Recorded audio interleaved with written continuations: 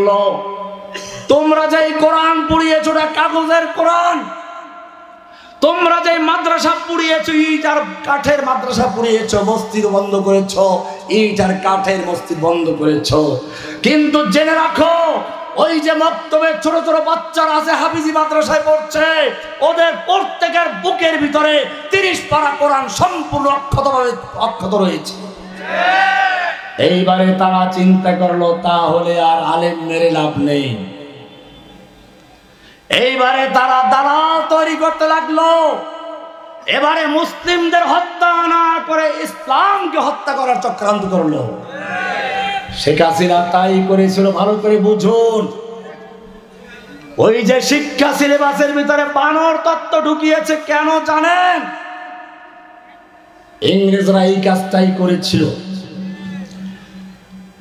ইংরেজরা তখন একজন নবী বা দাবিদার লোককে তৈরি করলো, গোলাম আহমদ কাদিয়ানী।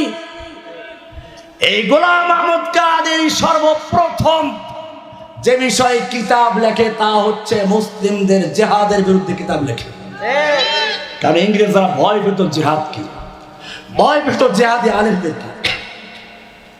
আপনারা জানেন দেওবন্দ মাদ্রাসার যে প্রতিষ্ঠাতা কাসেম নানতুবি, হাজী ইমদাদুল্লাহ মুহাজিরে মক্কি, রশিদ আহমদ গঙ্গোহী, এরা ইংরেজ বিরুদ্ধে যুদ্ধ করে একটা স্বাধীন রাষ্ট্র গঠন করেছিলেন।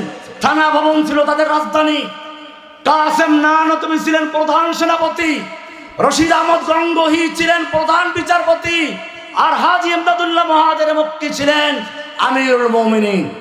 কিন্তু কিছু গাদ্দারদের কারণে সেখানে হাফেজ জামিল শহীদকে হত্যা করে দেওয়া হয়, সৈয়দ আহমদ বেরলভীকে হত্যা করে দেওয়া হয়। আর ইমদাদুল্লাহ মুহাজিরে মক্কি গোপনে মক্কায় হিজরত করেন, বাকিরা পালিয়ে গেলেন। এরপরে যখন ইংরেজরা সাধারণ ক্ষমা ঘোষণা করলো, তারপরে আবার তারা ফিরে এসে দেওবন্দ মাদ্রাসা প্রতিষ্ঠা করে। তাদের উদ্দেশ্য ছিল এই দেওবন্দ মাদ্রাসার মাধ্যমে ছাত্র তৈরি হবে, লিডার তৈরি হবে, যারা ভারতবর্ষ থেকে একদিন আবার ইংরেজদেরকে তাড়াবে। পরবর্তীতে সেটাই হয়েছিল। আপনারা জানেন খেলাফত আন্দোলন, রেশমিরওয়াল আন্দোলন, এইগুলো করেছিল সেই দেওবন্দের সন্তানরা। মাওলানা হুসাইন আহমদ মাদানী রাহমাতুল্লাহি আলাইহি ইংরেজ বিরোধী আন্দোলন একজন সিপাহ সালার, ইংরেজদের বিরুদ্ধে সমাবেশ দেখেছেন দিল্লিতে। ইংরেজ সরকার সেখানে কারফিউ জারি করলো, গুলি করো, দেখা মাত্র গুলি করো। আমি বাংলাদেশের সেই কতগুলো সেনাবাহিনী সেনা অফিসার যারা অবসরপ্রাপ্ত ছিল, সেদিন কারফিউ ভঙ্গ করে তারাই সর্বপ্রথম মাঠে নেমেছিল। তাদের দেখা দেখি নিচের দিকের সেনা কমান্ডার এবং সৈনিকরা বলেছিল আমরা আমাদের ভাইদের বুকে গুলি করব না। হুসাইন আহমদ মাদানী রাহমাতুল্লাহি আলাইহি ইংরেজদের কারফিউ ভেঙে ময়দানে চলে আসলেন। চতুর্দিকে রাইফেল নিয়ে দাঁড়ানো ছিল। তিনি বক্তব্য শুরু করেন এভাবে, আমি শুনেছি এই সাদা কুকুরের দল ঘোষণা করেছে মাদানীকে দেখা মাত্র গুলি করা হবে। আমি মাদানী হাজির হয়েছি, করো গুলি। এই বলে তিনি তার শেরওয়ানির বুতাম খুলে দিয়েছিলেন। সঙ্গে সঙ্গে এমন ধিক্কার পড়লো, ওদের হাত থেকে ভয়ে রাইফেল গুলো পর্যন্ত পড়ে গিয়েছিল। দীর্ঘ 2 ঘন্টা বক্তব্য দিয়েছিলেন। সে ঐতিহাসিক ভাষণের সূচনা ছিল এইভাবে, সাগামিরো গোরবাজিরো মোশেরা দেবা কুনন্দ ইচনে আরকানে দৌলত মুলকেরা বেরা কুনন্দ। ও দুনিয়ার মানুষ শুনে রেখো, যেই সংসদের প্রধানমন্ত্রী হচ্ছে কুকুর। প্রধানমন্ত্রী কি? আর ক্যাবিনেট মন্ত্রীরা হচ্ছে বিড়াল, সাধারণ এমপিরা হচ্ছে ইঁদুর। আমার কবিতা না, ওনার কবিতা। সাগামির সাগ মানি কুকুর, আমির মানি বাদশাহ প্রধানমন্ত্রী। সাগামির গোরবাজির, গোরবা মানি হলো বিড়াল। মোশেরা দেবা কুনান, মোশ মানি হলো ফার্সিতে ইঁদুর। এচনে আর কানে দৌলত মুলকেরা বেরা কুনান। যেই সংসদের কুকুর হলো প্রধানমন্ত্রী, আর বিড়াল হলো ক্যাবিনেট মন্ত্রী, আর এমপিরা হলো ইঁদুর। এই সংসদ দিয়ে দেশে শান্তি আসতে পারে না, এই সংসদ দিয়ে কোনো শৃঙ্খলা ঠিক থাকতে পারে না, এই সংসদ দিয়ে ধর্ষক তৈরি হয়, এই সংসদ দিয়ে লুটেরা তৈরি হয়, এই সংসদ দিয়ে 1 লাখ 2 লাখ নয়, গোটা জাতিকে ভিখারি বানিয়ে 18 লক্ষ কোটি টাকা নিয়ে এদেশের মানুষকে ঋণগ্রস্ত করে ফকির বানিয়ে সব টাকা পয়সা নিয়ে স্বামীর বাড়িকে আশ্রয় নিয়েছে।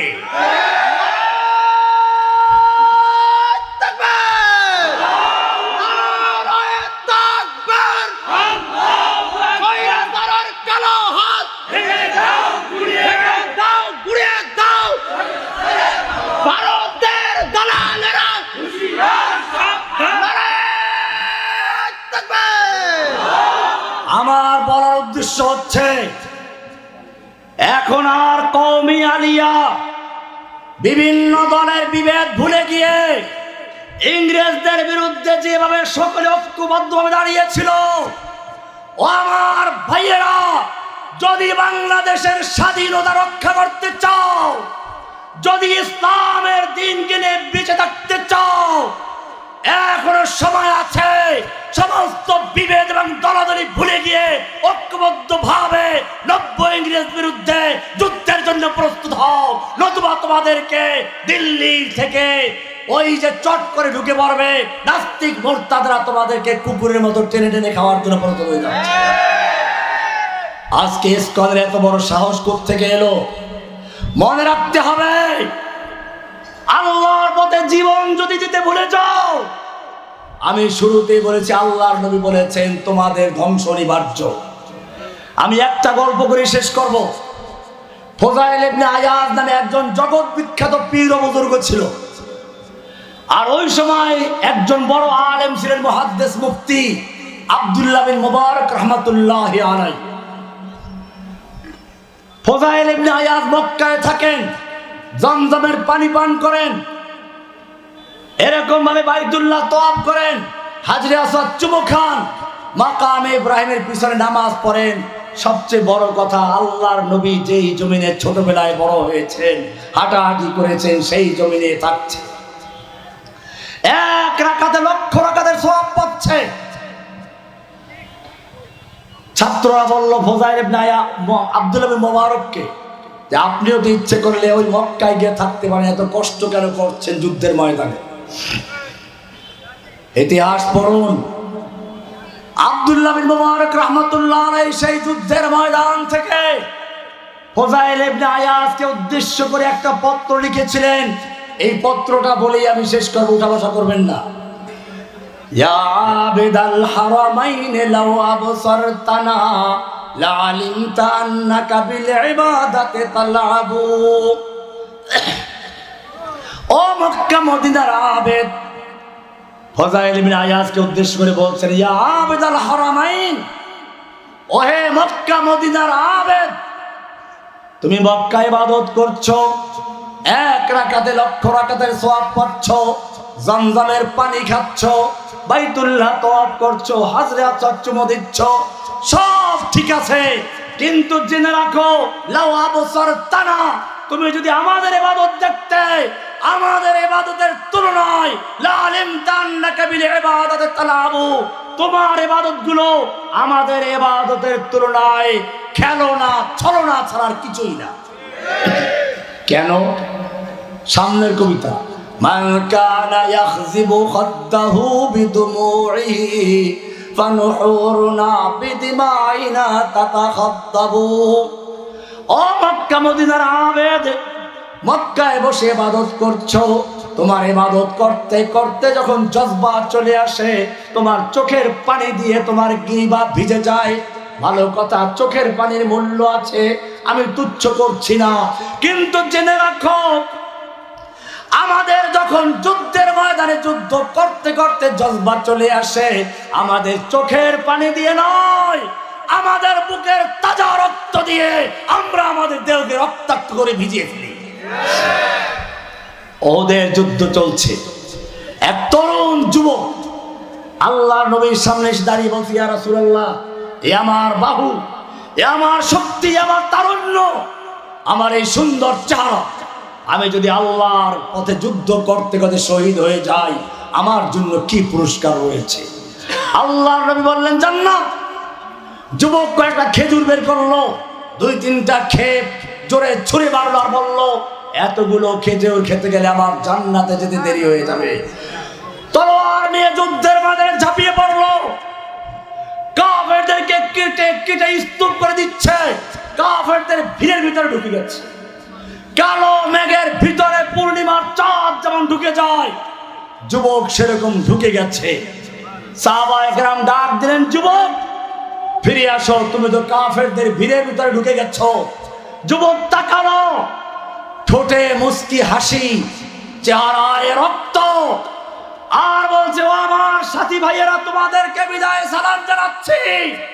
আমিও ওদের প্রান্ত থেকে আমার নাকের ভিতরে জান্নাতের সুগন্ধ পাচ্ছি। মান কানা ইয়াখযিবু খাদ্দাহু বিদুমুই, তোমাদের যখন ইবাদত করতে করতে জজবা চলে আসে, চোখের পানি দিয়ে তুমি গাল ভিজিয়ে ফেলো। আর আমাদের অবস্থা হলো, আমাদের যখন যুদ্ধের ময়দানে জজবা চলে আসে, আমাদের বুকের তাজা রক্ত দিয়ে আমাদের দেহটাকে ভিজিয়ে ফেলি। রিহুল আবির লাকুম ওয়া নাহনু আবিরুনা রাহজুস সানাবিকি ওয়াল গুবারুল আতিয়াবু। তুমি যখন ইবাদত করতে বসো, তুমি পাতলা ফিনফিনে সাদা কাপড় পরে আতর গোলাপ মাখিয়ে তারপরে বসো। ভালো কথা, আতর আমার নবী লাগিয়েছেন, আমি তুচ্ছ করছি না, কিন্তু জেনে রাখো, তুমি যত বড় সুগন্ধি লাগাও না কেন, জান্নাতের গ্যারান্টি নেই। আর আমাদের আতর গোলাপ কি জানো? আমাদের আতর গোলাপ হচ্ছে রাহজুস সানাবিকি ওয়াল গুবারুল আতিয়াবু। যুদ্ধের ময়দানে ঘোড়ার পায়ের আঘাতে পতরের সঙ্গে লেগে আগুন বের হয়ে যায়, সেই আগ্নিস্ফুলিঙ্গ এবং ধুলাবালুই হচ্ছে আমাদের আতর আর গোলাপ। আওয়ামান কানা ইউতিবু খাইলাহু ফি বাতিলিন ফাখুয়ুলুনা ইয়াউমাল কারিয়াতি তাতাবু। তোমাদের মধ্যে আমার পার্থক্য হচ্ছে এই, তোমাদের ঘোড়াগুলো, তুমি জগৎ বিখ্যাত বুজুর্গ, আল্লাহর ওলি, পীর, বুজুর্গ, মুর্শিদ, তোমার হাদিয়া তোফা, তোমার ঘোড়াগুলো টানতে টানতে ক্লান্ত হয়ে যায়। আর আমাদের অবস্থা জানো, আমাদের ঘোড়াগুলো যুদ্ধের ময়দানে যুদ্ধ করতে করতে ক্লান্ত হয়ে যায়। তুমি যখন মরে যাবে, তোমার জানাজায় হাজার হাজার মুরিদ হবে, লক্ষ লক্ষ মুসল্লি আসবে, কিন্তু জেনে রাখো, আমার জানাজায় কোনো লোক আসতে সাহস করবে না, আমার তো জানাজাই হতে দিবে না। দেখেন নাই, একজন লোক জেলখানায় মারা গেল, তার জানাজাটা ঢাকা হবে, দিতেছে, কারণ জানে জীবিত সাইদের চেয়ে মরা সাইদি লক্ষ কোটি গুণ শক্তি নিয়ে যদি ঢাকায় তার জানাজা হয়, হাসিনার তক্তা উল্টে গিয়ে সেদিন বাংলার জমিনে তাওহীদের রাজ কায়েম হয়ে যেত। জেলখানায় গিয়ে কি কেউ দুর্বল হয়েছে না শক্তি বেড়েছে?